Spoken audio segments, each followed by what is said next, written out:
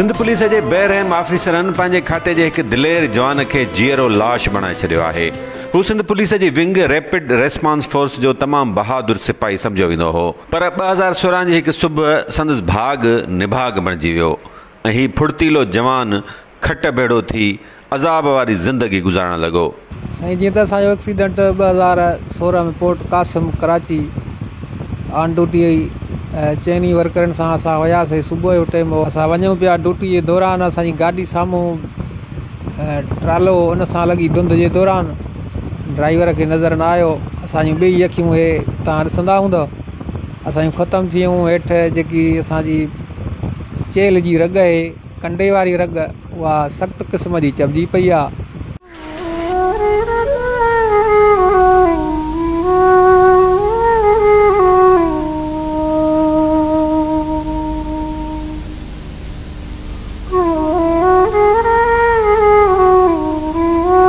दादू ज़िले के इलाइक़े सीता भरसां कच्चे जे ॻोठ जे रहवासी महबूब अली शर्मा हादसे बाद संदसि बाला पुलिस अमलदार inspector DSP SP DIG additional IG ऐं IG सिंध पुलिस ईअं हथ कढी विया ॼण हू पुलिस वारो हो ई कोन।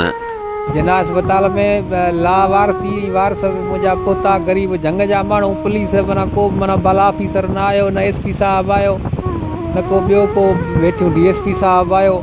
बस मूंखे वारसनि जे हवाले कयूं, हलिया विया इमरजेंसी वार्ड जना अस्पताल कराची में। लापरवाही डॉक्टर रक्रूर जेके कंपाउंडर हूंदा आहिनि, सिखंदा आहिनि, उन्हनि मुंहिंजी अखियुनि जूं रगूं कटे छॾियूं। हे हिकिड़ो तारो तव्हां ॾिसंदा हूंदव कोन्हे को इहो, पोइ अलाए मूंखे नशो ॾिनो। मुंहिंजी तमामु सख़्तु क़िस्म जी हालति ख़राबी, दिमाग़ में धकु लॻल आहे, अखियुनि में धकु लॻल आहे तमामु। पोइ अलाए हे मुंहिंजो तारो कढी डॉक्टर खपायो ऐं माना हेॾ जूं अखि जूं रगूं कटियूं, शीशा जेके लॻा उहे सही सफ़ाई न कई, सही ऑपरेशन मुंहिंजो न कयो। हू त ड्यूटी दौरान पुलिस मोबाइल में हादसे जो शिकार थियो हो।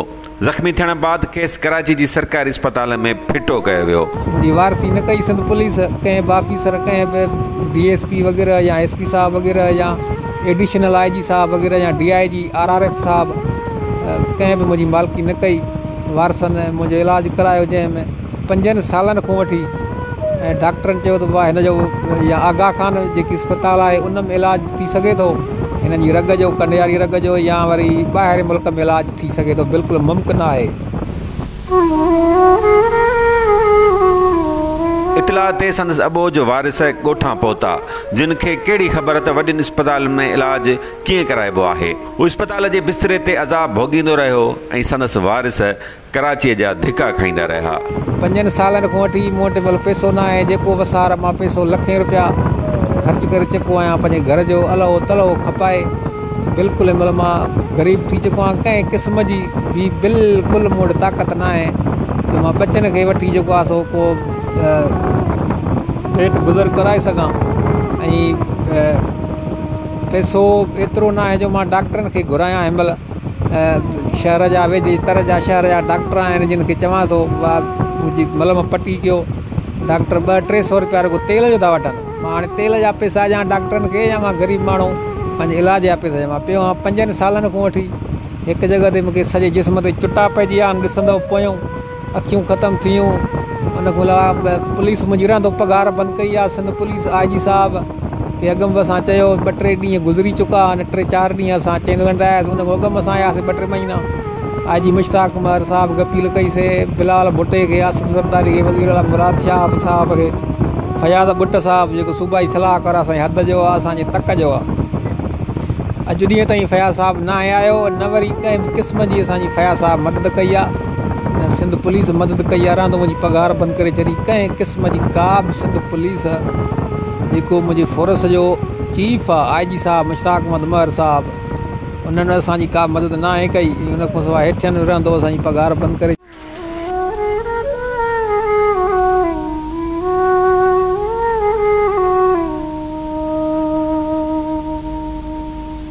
हादसे बाद सिंध पुलिस जे बहरम ऑफिसरनि संदसि पघार बि बंदि करे छॾी। हाणे ही 3 न्याणियुनि जो पीउ खट ते जीअरो लाश बणियल आहे। हिन जॻह ते पिया रहंदो, असांखे डिसमिस करे छॾियो अथनि, असांखे नौकिरी मां कढी छॾियो अथनि, न को वज़ीफ़ो ॾिनो मज़दूर कोटा में, मुंहिंजी घरवारी खे या वरी मुंहिंजी कंहिं धीअ खे या मुंहिंजो पुटड़ो नंढड़ो आहे उनखे या का मदद हेल्प थींदी आहे वेलफेयर थींदी आहे का बि कंहिं क़िस्म जी न रहंदो असांखे डिसमिस करे पघारूं बंदि करे ऐं मुंहिंजा फंड मथां मंज़ूरु कराए मेडिकल जा इलाज जा उहे पाण खाई छॾिया अथनि हेठियनि। डॉक्टरनि संदसि बहितर इलाज करण बदिरां अखियुनि जा तारा बि कढी छॾिया ऐं संदसि खाते जे ऑफिसरनि साणसि अहिड़ी कई जो हिन लाइ ज़िंदगी भोगना बणिजी वई। न तक जो चूंडियल नुमाइंदो संदसि मदद करण लाइ तयारु थियो न कंहिं समाजी इदारे खे हिन ग़रीब जो ख़्यालु आयो। ॿियो टियों चकर TV चैनल ते आयो आहे लेकिन फयाज़ साहब अॼु ताईं मूं वटि न आयो मुंहिंजो सूरत हाल पुछणु। सरदार मोहम्मद अशरफ ख़ान साहब असांजे हद जो आहे तक जो उहो बि असांजे पाड़े जो सरदार आहे नाज़म रही चुको आहे दादू ज़िले जो चेयरमैन रही चुको आहे उन्हनि बि का मदद न कई ऐं उन्हनि असां वियासीं उन्हनि चयो त असांखे न वज़ीर आला साहब थो सुञाणे न फयाज़ साहब थो सुञाणे मां तव्हां सां कहिड़ी मदद कयां मां नथो करे सघां असां वापसि मोटी आया मुंहिंजा ॿाहिरि हाणे हर को मुंहिंजा ॿाहिरि मूंखां धार आहिनि हर को वाले नाला मूंसां गॾु घरवारी आहे मासूम बचड़ा आहिनि ॿी ॿुढड़ी माउ आहे। सिंध पुलिस जा बहादुर सिपाही पंहिंजी जानियुनि सां खेॾी पंहिंजे न्याणियुनि खे निधणको करे नंगनि खे मीडिया वसीले ज़माने साम्हूं आणे पाण खे जीअरो लाश बणाइण में बि न कीबाईंदा आहिनि ऐं उन क़ुर्बानीअ जो खटियो खाईंदा आहिनि SP ऐं उन खां मथे जा ऑफिसर जेके वॾा बंगला वॾियूं गाॾियूं अरबे रुपयनि जूं मिल्कियतूं ठाहिण में मसरूफ़ आहिनि ऐं ही वेचारा सिपाही खट ते पल पल पिया पजरंदा आहिनि। IG सिंध मुश्ताक महर तोड़े ॿियनि ऑफिसरनि मां खेसि आसरो त को कोन्हे पर पोइ बि हू पंहिंजो हक़ घुरंदो रहे थो। मतां मुश्ताक महर ऐं ॿियनि पुलिस ऑफिसरनि जी दिलि में रहम ज़री जागी पए ऐं बहस दिलि में को अहसास उथी पए। IG सिंध मुश्ताक महर साहब खे अपील थो कयां दर्दमंद मुंहिंजा बचा बीठा आहिनि मासूम नियाणियूं आहिनि ऐं हिकिड़ो मुंहिंजो नंढड़ो मासूम पुटु आहे केरु बि करण कमाइण वारो मुंहिंजे लाइ न आहे मां हिकु जॻह ते पिया मुंहिंजी वार कई वञे।